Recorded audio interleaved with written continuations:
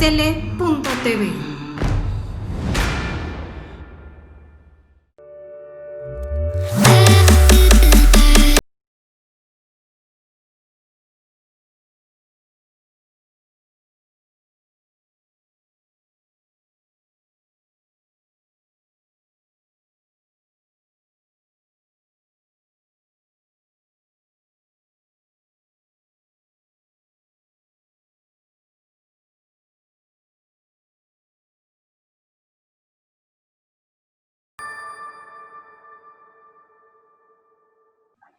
Hola amigos de En tus propias palabras, soy Alejandro Ruiz y el día de hoy vamos a tener un gusto, honor y mucha alegría de platicar con un maestro del periodismo latinoamericano, Jorge Sánchez Vargas. Jorge, gracias por darnos esta entrevista y sobre todo, gracias por permitirnos ser parte de este movimiento periodístico que estás coordinando a nivel mundial, pero ahorita vamos con ello. Primero, te saludo.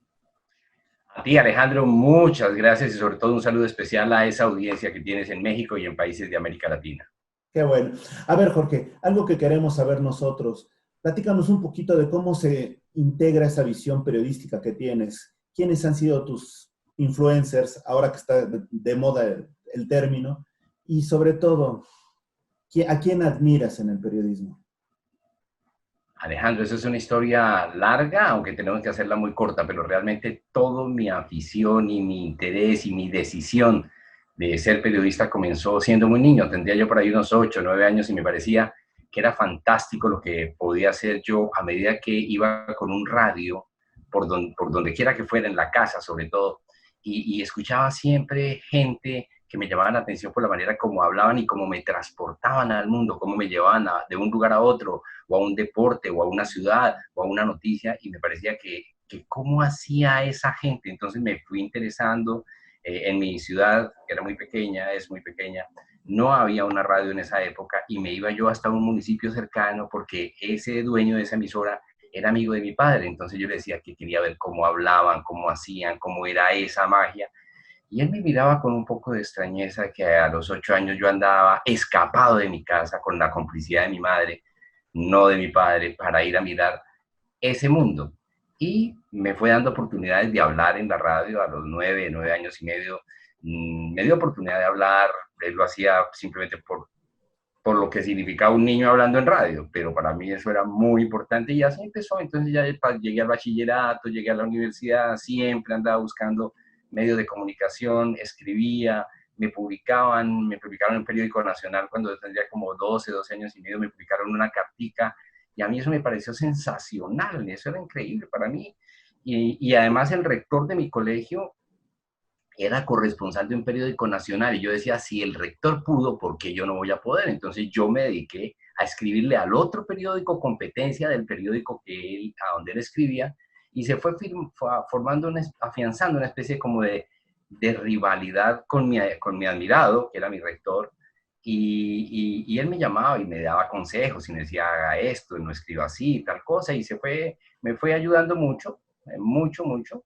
Después ya me fui para Bogotá, a la universidad, y mi obsesión con la radio me hizo entrar a una emisora pequeña, después a una revista, después al periódico más importante de Colombia, el periódico El Tiempo, cuando todavía estaba en la universidad. Y así todo se fue puliendo, se fue dando, y la vida pues afortunadamente me ha llevado por varios lugares. Fui a España, fui a Ecuador, trabajé allá. Y bueno, estamos en Colombia en un momento muy difícil, pero siempre ejerciendo el periodismo. Y si volvieran a hacer, volvería al periodismo. Jorge, una preguntota. ¿El hecho de ser periodista de alguna manera te ha formado un punto de vista más crítico de la sociedad, más crítico del mundo?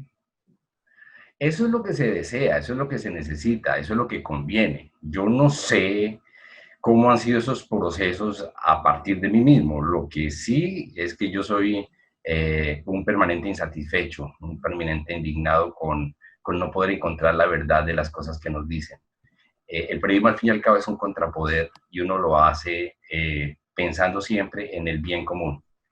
Es difícil y a veces o no hacemos bien la tarea, o somos juzgados, o somos prejuzgados, pero todos los días hay que intentar, sobre todo, hacer el bien.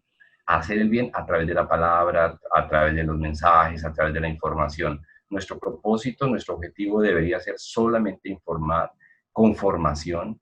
Y esa es la tarea, ser absolutamente crítico de todo cuanto veamos, pero siempre pensando en que la sociedad y los seres humanos necesitamos vivir más y mejor. Ahora bien, te pregunto, hay noticias que como periodista de alguna manera tiene cierta agudeza, pero como persona no. ¿Qué pasa con las noticias que de alguna manera puede ser lo de la pandemia, los muertos de la pandemia, o los daños que está provocando la pandemia que genere? Pero ¿qué pasa cuando el ser humano le gana al periodista? ¿Cómo se da esa, pues no tanto como confrontación, pero sí esa homologación en los sentidos? Pensémoslo en cualquier profesión. Si yo tengo mi circunstancia es la de ser un abogado, me voy a encontrar siempre con eso. ¿Cómo hago para que el ser humano no le gane al deber ser de la profesión? O si soy médico. Si soy simplemente un zapatero, hacer bien mi trabajo de zapatos, ¿cierto? Aún sabiendo que son para mi peor enemigo, si es que lo tuviera. Tengo que hacer bien los zapatos, porque mi misión es hacer zapatos y a eso me he dedicado en la vida. Mi decisión fue la de construir información oportuna, ágil, rápida, sencilla, pero sobre todo veraz, creíble, confiable. Y ese es mi trabajo todos los días con grados de permanente cuestionamiento, sobre todo para quien dijo desde el poder oficial o desde el poder privado alguna afirmación que tiene efectos en la comunidad. Si ese constructor dijo que hizo un puente maravilloso, yo me tengo que tomar la reserva para ver por qué es maravilloso. Si él dijo maravilloso, tengo que entender por qué es maravilloso. Maravilloso, ¿por qué? Porque lo hizo barato, porque lo hizo rápido, porque lo hizo a buen precio, y mirar a quién, detrás de quién está él. Si es el sector oficial, igual. Acabamos de entregar 150 mercados. Acabamos de entregar quién. Los impuestos de la ciudadanía fueron los que entregaron esos mercados. Él los tuvo que entregar, pero hace bien él, entonces seguramente tendré que decir, oiga, esto es lo que el Estado le entrega a esa comunidad vulnerada y usted tenía como misión entregarlos, pero no es usted, la manera como lo dijo no es correcta porque se está apropiando de algo que no es. En fin, todos los días, y ese ejercicio de presentar las cosas como son, cuesta, y a veces o no lo hacemos bien y por eso hay tanta información equivocada. Jorge, ¿qué tan fácil o qué tan difícil ha sido para ti encontrar que la noticia, que el contenido de tu mensaje es el protagonista y no tú? ¿Qué tan Ese fácil es, o difícil es? ese es un trabajo diario muy fuerte y además uno tiene que ser consciente de que, es decir, para ser periodista, sobre todo creo yo, para ser desde cualquier profesión, insisto, pero en el caso del periodismo, sobre todo hay que ser buenas personas. Hay que ser buenas personas porque uno puede tener mucha información y tiene que entender que esa información debe llegar a unas audiencias y que esas audiencias necesitan a partir de ahí tomar decisiones, estar bien informada y por esa razón es muy importante. Pero el yo entender que mi misión no es la de yo volverme popular ni nada con esa información, ni de ver simplemente es que el hecho sobresalga precisamente porque está anunciando una emergencia, porque está anunciando una caída de precios, porque es un tema de una corrupción, en fin, cualquier decisión de pero no por eso valerme de ahí. Lamentablemente siempre pasa, la condición humana hace que veamos ejemplos permanentes donde la chica que después escala para determinadas cosas o el señor periodista que después termina siendo ministro o teniendo poder o en fin, tantas cosas, pero esa es una tarea diaria que uno tiene que ejercer.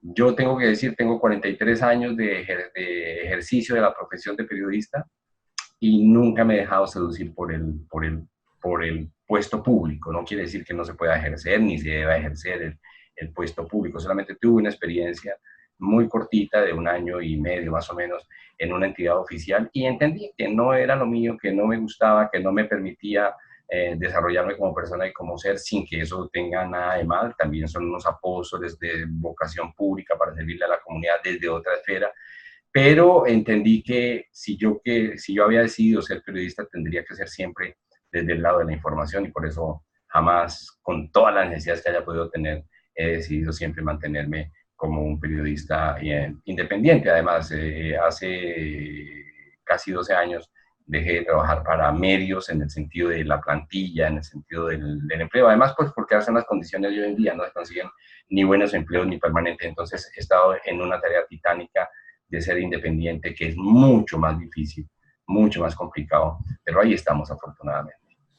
Parafraseando un poco una obra literaria de tu país, de Colombia, sin tetas no hay paraíso. Yo te diría, sin tetas sí hay periodismo. Es decir, el físico, en estos momentos, el físico está robándose el periodismo.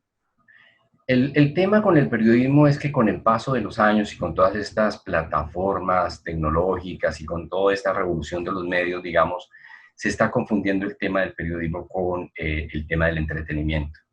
Entonces, de cualquier noticia hacen un tema de recreación. Entonces, puede pasar algo, ¿cierto? O sea, de una manifestación. Entonces se muestran, digamos, distintos puntos de vista de quien toma la imagen o de quien afirma detrás de la imagen o el mensaje que quieren difundir con esa imagen, que muchas veces no son periodistas, son aportes ciudadanos que ayudan a la información, confunden, desinforman. Eso es otra cosa, pero sí se necesita la mediación del periodista, que es una persona que está centrada en entregar información más equilibrada. Lo importante es que el periodista conserve ese papel, pero en cuanto a la respuesta, que sin tetas no hay periodismo, creo que sin tetas puede haber buen periodismo, pero necesitamos cada vez seducir y encantar a personas que hagan realmente buen periodismo, que verifiquen, que confronten fuentes, que investiguen fuentes, que tengan el rigor del documento, que tengan el acervo probatorio, que tengamos el documento que nos permita efectivamente poder informar. No se trata simplemente de buscar los documentos y registrarlos, sino mirar por qué están esos documentos ahí, esas cifras ahí, confrontarlas con algo que haya pasado atrás, y eso quita tiempo, es difícil. Lo que se hace en días se dice en 2, 10 minutos, y eso es duro, y además hay mucha información todos los días, dependiendo del sector en el que uno se mueva. Si uno es periodista cultural, pues es distinta la carga si uno es periodista judicial, y si es periodista económico, pues es muy distinto a ser un periodista de cine, sin que esté diciendo que lo demás no sea difícil. Todo es difícil, todo tiene su valor. Una cosa es que yo me dedique a registrar películas, y otra cosa es que esté detrás de las películas. ¿Qué quiso decir esa directora? ¿Dónde fue? Si está moviendo qué tipo de ideología o qué tipo de comportamiento social. Eso ya son los enfoques que tiene que hacer el periodismo de hoy en día. Perfecto. El periódico surgió y después la radio, y pensaron que iba a sustituir al periódico, y no, coexistieron. Después vino la televisión y pensaban que iba a sustituir al periódico y a la radio, y los tres coexistieron. En términos generales te lo digo, hoy aparecen las redes sociales y piensan que va a sustituir a los otros. Te pregunto, ¿lo sustituirán o coexistirán? Todo va a coexistir, digamos, el tema, lo que ha cambiado hoy, por supuesto que aparecen esas nuevas formas de hacer información. Antes existían los chasquis que iban de lado a lado, un ser humano corriendo para llevar un mensaje del rey o a las comunidades indígenas, pero después aparecieron los tambores y después aparecieron las señales de humo. Todo va cambiando, todo va evolucionando. Hoy estamos en el tema de las plataformas tecnológicas. Todo tiene una razón de ser y todas son distintas.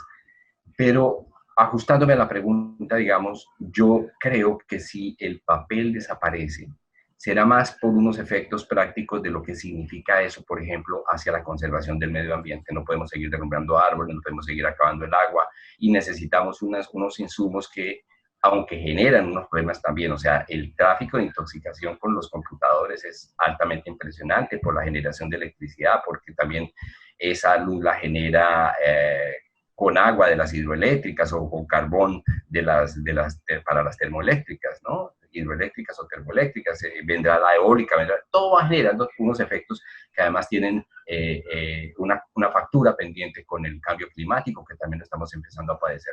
Entonces, lo que quiero decir es que el final del ferrocarril llegó y se utiliza mucho menos porque está el camión, pero se utiliza mucho menos porque está el avión, pero todos se necesitan, todos están ahí. Los periódicos tienen un encanto, el libro tiene un encanto, y seguramente va a subsistir a unos precios más altos y en unas circunstancias mucho más reducidas. ¿Por qué? Porque hay algo que le permite a la gente llevarlo en un notebook y simplemente lo lleva en su cartera, en su bolsillo y en el avión lo saca, en donde quiera que esté lo saca y eso facilita y ayuda también. Pero son plataformas distintas. Y lo que en cuanto a los medios de comunicación propiamente, si bien es cierto que van a convivir la radio, la prensa, la televisión, la web y todas estas redes sociales, en el caso del periodismo lo que sí va a estar necesitado siempre es de la mediación de una persona dedicada a confrontar, a verificar, a resumir. Porque yo, cuando uno ve todo ese material de redes sociales, que mucho es verdad, pero la gran mayoría es mentira, lo que encuentra y de lo que adolece siempre es de gente que esté preparada y haciendo el trabajo adecuado para informar lo que dijo en esas 140 palabras o en ese texto en el Facebook o en ese texto en donde quiera que lo publique. ¿Por qué? Porque no tiene una formación periodística, tiene una formación de ingeniero, entonces da su punto de vista desde la ingeniería, porque esta obra la hicieron así, no así, tal, tal. Pero el periodista lo que debe tratar de hacer es encontrar en la misma cesta tantos anzuelos juntos para entender que cada uno es un anzuelo y cada uno tiene una posibilidad y una verdad. Entonces, lo que diga un alcalde, con lo que diga un concejal, con lo que diga un ciudadano, con lo que diga el presidente de una junta de acción comunal, con lo que diga un afectado, con lo que diga un victimizado, todo el mundo va a tener una versión. Y yo no debo tomar partido ante ninguno, es presentar todo porque eso es lo que hace la sinfonía. Mal tocada, bien tocada, pero la comunidad es sobre todo muchas voces y lo que tenemos que alegrarnos es de que haya la posibilidad de muchas voces que tengan opción de confrontar para hacer consenso y poder seguir adelante. No se trata de que mande uno y los demás obedezcan, no, que todos hablen y lleguemos a acuerdos. Eso es lo difícil, ese es el camino largo, pero es mejor eso en democracia y no el resto por poderes mesiánicos o por dictadores aparentemente democráticos y toman decisiones que van contra la comunidad. Ahora bien, Jorge, también lo que nos ha hecho las redes sociales y eventualmente también lo hicieron otros medios como el periódico, la radio, la televisión, fue a poner también, desplazar un poco al periodista, o mejor dicho, no desplazar, respetar el lugar del periodista en términos generales, pero darle también lugar a comunicadores distintos, actores que se convierten al periodismo o la comunicación, si lo quieres ver así, profesionales de otras materias que también se incorporan a los medios y dan su opinión en ese sentido. Otras personas que no hemos estudiado para ser periodistas, pero la vida nos lleva a ocupar un cargo aquí o un lugar en los medios. Te pregunto, para los que no somos periodistas, ¿qué nos sugieres? ¿Qué recomendación? Ahorita que nadie nos escucha, que nadie nos ve, total, nada más estamos solitos. ¿Qué nos dirías? No, yo creo que todos debemos prepararnos desde cualquier condición en la que nos encontremos. Qué bueno que los ingenieros tomen la palabra y digan, aquí está nuestra posición. Una de las situaciones difíciles yo la he tenido que vivir en alguna oportunidad que trabajé para una editorial y me tocaba con una cantidad de sabios, todos dueños de 4, 8, 10, 12 libros, todos hombres maravillosos de muy buena conceptualización desde las ciencias sociales. Y mi condición era la de visibilizar la obra de ellos, el trabajo de ellos. Y entonces lograr que efectivamente tuviera un espacio para que lo entrevistaran en una radio, en una televisión, en un periódico. Y claro, ellos siempre, desde su sabiduría y tan encumbrados, me decían, ¿y para quién es esa entrevista? Entonces decía, mire, es a las 2 de la tarde, eso es una audiencia de mujeres, madres cabeza de familia, están en su casa, imagínenselas después del almuerzo, seguramente están preparando las cosas para planchar, para lavar, para arreglar la casa, o la mujer que va en el carro a trabajar, que va corriendo, pero esa es una audiencia que seguramente no es por las tendencias que se han averiguado que esa ahora sea una audiencia masculina, más mujer. Hombre, no, eso no me interesa, yo me dirijo a grandes, que sean mis pares. Y entonces yo abría los ojos y decía, vea, profesor, el mundo es allá donde tenemos que llevar el conocimiento, es a esas mujeres a las que tenemos que ayudarles a entender, a cambiar el chip, para que precisamente podamos tener más masa crítica. Me decía, oye, qué interesante, y lograba que efectivamente él descendiera con su vocabulario a expresarse y a llevar esos temas de conflicto social, de violencia en Colombia, de violaciones, de cosas muy desagradables, pero era desde la dimensión de un hombre que son, pues, como te digo, grandes pensadores y que necesitamos llevarlo. Entonces, para hilar con la pregunta de que cómo hacemos para los que no somos periodistas, me parece que eso es fantástico porque de lo que se trata, y hay una tendencia importante del periodismo que se llama el periodismo ciudadano, ya tiene toda una explicación y toda una formulación teórica y también un ejercicio práctico. Inclusive hay una colombiana muy metida en eso que vive en Estados Unidos, Ana María Miralles, se la recomiendo leerla, Ana María Miralles, y habla mucho de la necesidad de empoderar a la ciudadanía para que informen, o sea, lo que está pasando en redes sociales. Pero volvemos a lo mismo, de nada nos sirve que la gente se empodere de los medios para informar si no hacen uso adecuado de eso, si simplemente es para vomitar, para sacar sus pasiones y no construir sociedad, pues no estamos haciendo nada. Es decir, es el equivalente a lo que pasaba en las guerras con armas, cada cual haciendo lo suyo para pensar en sus beneficios personales y no en los generales. Entonces, yo saludo mucho esas tendencias de cuando encuentro abogados, ingenieros, sacerdotes, amantes de los medios de comunicación, pero seguidores juiciosos de lo que corresponde al saber que se está dirigiendo a unas audiencias que solamente quieren escuchar para entender y poder tomar decisiones. Y si nosotros no hacemos bien esa tarea, pues tendremos lo que hoy lamentablemente tenemos en muchos países y particularmente en los de América Latina, unos países polarizados desde el poder, desde el mismo poder, desde nuestros mandatarios, pero también, por supuesto, por olas de intereses que están interesados en promover esa polarización.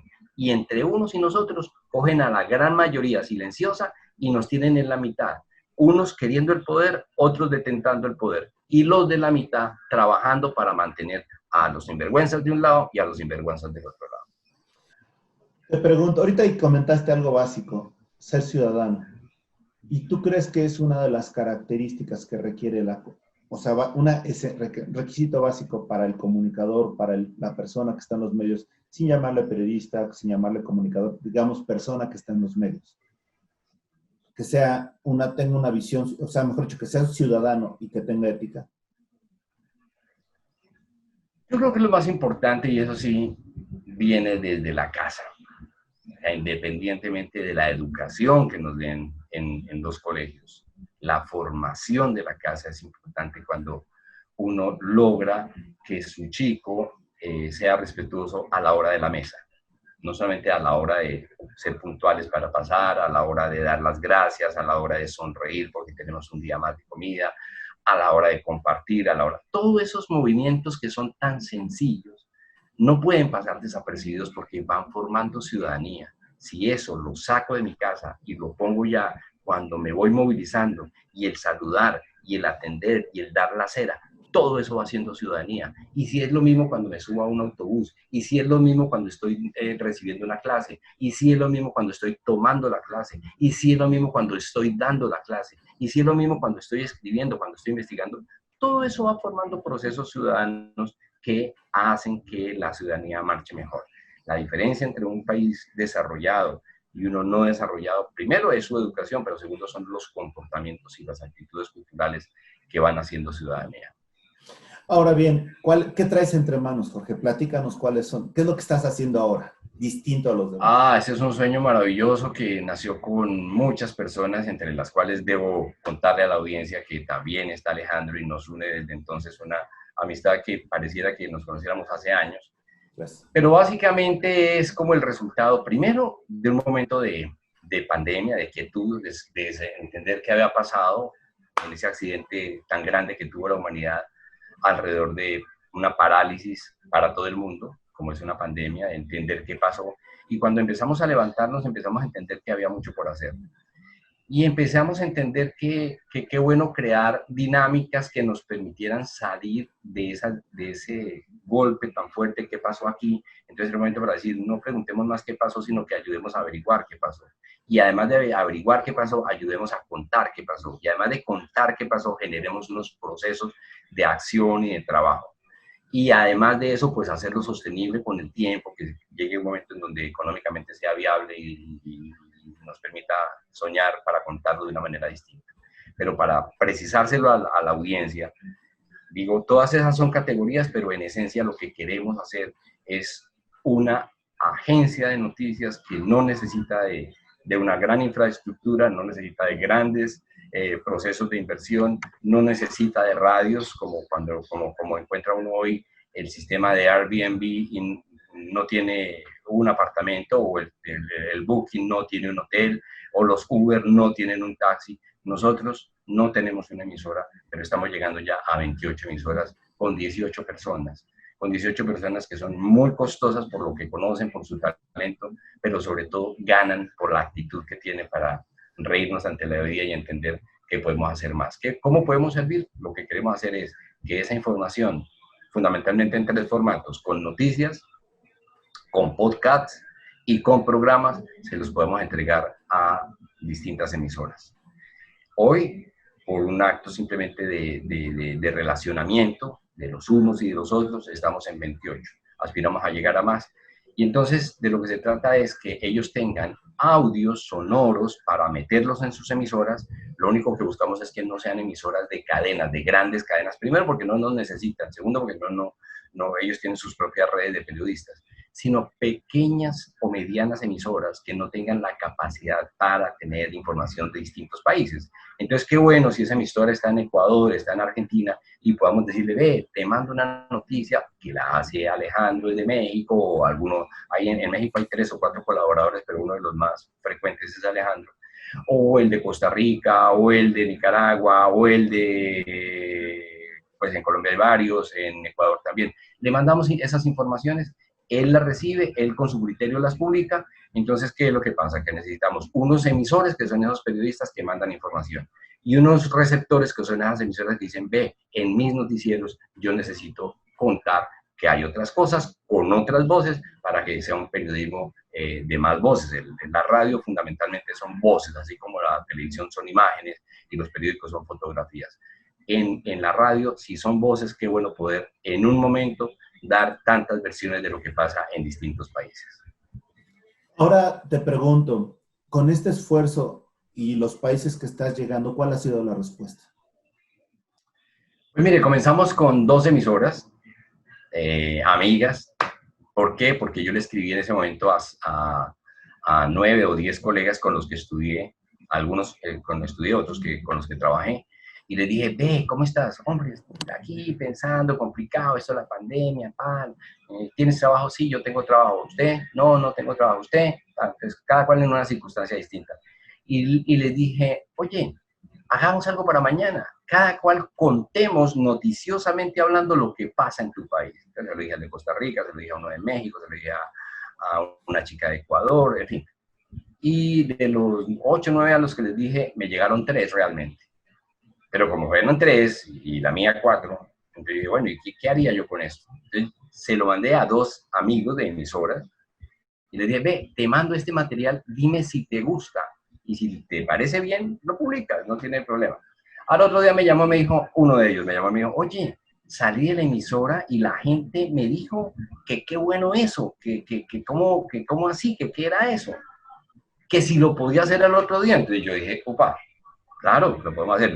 Para mí fue un juego de contarle, de pedirle a mis amigos, cuéntenme qué pasa en su país. Entonces, como me dijo eso, me animó y les dije, por favor, me lo pone en un mensaje de voz y se lo mando a los amigos para que se motiven. Entonces me lo mandó en mensaje de voz, oye, qué bueno, tal, tal. Me lo contó y se lo mandé a los amigos, de manera que ellos lo volvieron a repetir el ejercicio, y los que no lo habían hecho, al oír eso, se animaron. Entonces ya fueron tal vez 4 o 5 notas más, en fin. Y empecé ya no a pensar en las 2 emisoras amigas, sino a lo largo de la vida uno pues ha hecho más amistades con otras radios, y empecé a mandársela y le dije a los amigos de otros países, oye, ¿tienes algún emisor amigo? Y tal, pero mándame los datos para yo establecer contacto directo con ellos. Me mandaron los datos y empecé a escribir a gente que no conocía. Y bueno, así ha sido, poco a poco. Ya vamos en 28, están pendientes 2 más, pero 28 hoy en día. Y ahí vamos creciendo. En menos de 3 meses tenemos esas 28. Yo creo que aquí a diciembre sí podemos llegar a las 80, 90 emisoras. Pero más que eso necesitamos es encontrar un modelo de autosostenibilidad, porque aunque todos lo hacen con el mejor amor y sin ningún interés, pues se necesita un poco la motivación, porque finalmente invertimos tiempo. Yo de todas maneras dedico a lo largo del día de a poquitos, pero a lo largo del momento en que me llegan todas las notas se me van 2 horas, 2 horas y media. Entonces, y hay que mejorar los sonidos, y hay que hacer más edición, en fin, tiene que ser otra cosa, pero estoy ya pensando en un modelo que tengo que consultarlo contigo, con otras personas, porque creo que puede haber un modelo interesante de cómo hacer que en una plataforma podamos hacer eso de manera más eficaz, más eficiente y más consagrada. Ahora, otra pregunta, Jorge. ¿Cómo es que creas el nombre de este sistema? Platícale a la gente. ¿Cómo se llama? No, en ese momento lo único, como el primer día, simplemente era una nota de registro de lo que estaba pasando en su país. El uno dijo, los hospitales están cerrados, el otro dijo, la gente está confinada, el otro dijo, se conocieron primeras las pruebas del COVID-19, en fin, cualquier cosa iban diciendo. Y no nos despedíamos de ninguna manera. Al segundo día les dije, oye, tenemos que despedir de alguna forma. ¿Esto es un servicio de qué? Entonces lo que se me ocurrió fue decirle en ese momento a la gente, despidamos que esta era una nota de la Alianza Informativa para Emisoras de América Latina. Ahí, con el paso de los días me encontré con que alguien en Estados Unidos tiene una alianza informativa y se llama así, Alianza Informativa de Radio, que funciona en Estados Unidos. Entonces me llamaron, me dijeron, oye, qué bueno lo que está haciendo, pero es que nosotros utilizamos alianza informativa. Y primero, dígame cómo supo eso, cómo se enteró de nosotros. Digo, no, porque nosotros hacemos más cosas musicales, de música, muy dedicados a la música. Y alguna emisora nos dijo que en el noticiero de ellos estaba apareciendo unas notas de alianza informativa que si eran de ellos. Y ellos dijeron, no, eso no es nuestro, déjenoslo oír, tal. Yo, sí, Alianza Informativa. Oye, ¿sabes quién es la persona? Sí, fulano de tal. Entonces me llamaron, me dijeron, oye, es que nosotros nos llamamos Alianza Informativa, que es para cosas musicales. ¿Cómo hacemos? Le dije, no hacemos nada, tranquilo. Hay dos opciones. O usted nos acoge o nosotros los acogemos. Yo lo puedo acoger sin ningún problema. Aquí nosotros no tenemos ninguna dificultad. Pero si para ti es dificultad, sí, me dijo, sí, es que yo tengo una empresa constituida y los derechos de autor y las cosas, no hay problema. En ese momento estaba yo con un colega por teléfono y me dijo, dame 10 minutos. Y tal vez pasaron 20 o 30 minutos y me mandó un logotipo rojo en el que me hizo uno con AIR y otro con CIR. AIR, Alianza Informativa de Radio, el otro Sistema Informativo de Radio. Como acaba de pasar eso y él lo había escuchado, le dije, Raúl Benítez se llama, le dije, Raúl, ¿tú qué harías? ¿Insistes en AIR o nos vamos a ir de una vez y nos evitamos cosas? Dijo, no, lo que tú quieras. Le dije, bueno, si es lo que yo quiera, entonces soy partidario de que lo dejemos ir. Y se quedó CIR. Entonces me dijo, a mí me gusta sobre todo porque el CIR es de excelencia, es del caballero, de la palabra londinense del CIR. Y se quedó CIR y así hemos funcionado. Entonces se despiden las notas con, esta es una información para el servicio informativo de radios y medios virtuales. Fíjese que empezó haciendo radios, pero como empezaron a aparecer muchas emisoras que están en online, entonces dijeron, oiga, le voy a agregar medios virtuales porque nosotros somos una emisora, pero no somos la emisora tradicional, somos una radio online. Bueno, listo. Ha crecido, o sea, es increíble. Entonces ya después dijimos que reforzáramos en América Latina, que lo habíamos dicho desde el principio, pero alguien dijo, pero estamos en conexión no latina, mundial, bueno, métale mundial. Entonces ha sido una creación que eso necesitamos, por supuesto, ponerle orden, pero por ahora yo he dejado que afloren todas las cosas porque entre todos hemos hecho esto, entre todos. Entonces, es una maravilla cómo en el desacuerdo nos hemos podido poner tanto de acuerdo, cómo no ha habido nada que nos distraiga y estamos unificados alrededor de gocémosla, regalémosle 10 minutos a mi país y hagamos una nota para contar qué pasa en mi país, a una gente que no conocemos, a unos amigos invisibles que están por todos lados del mundo.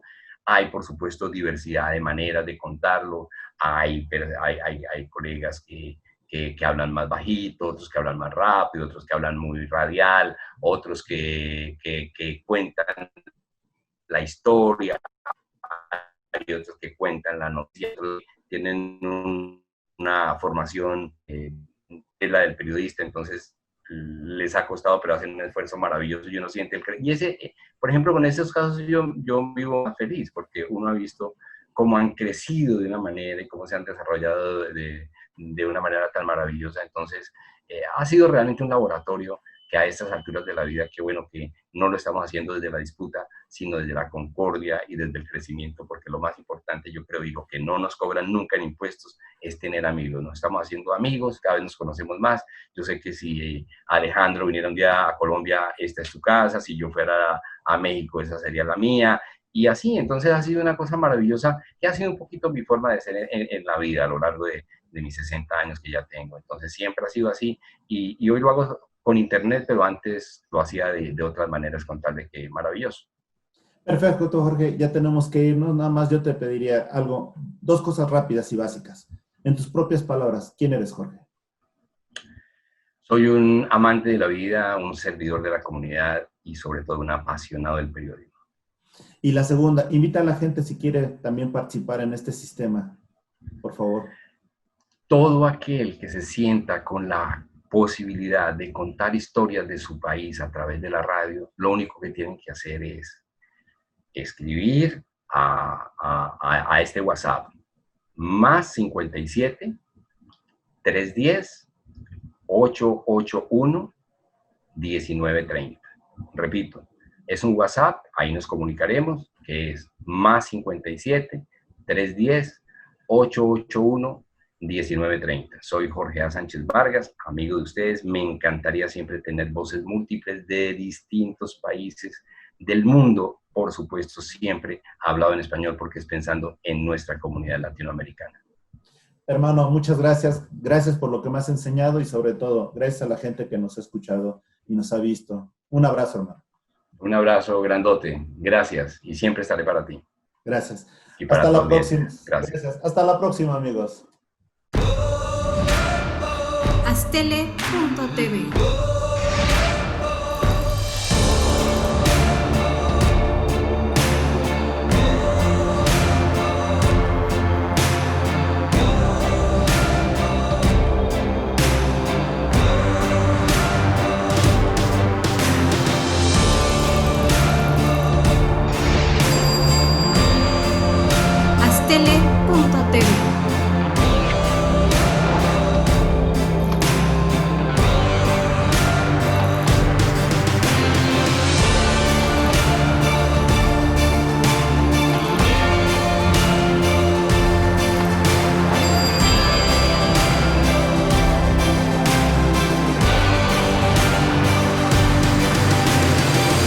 Astele.tv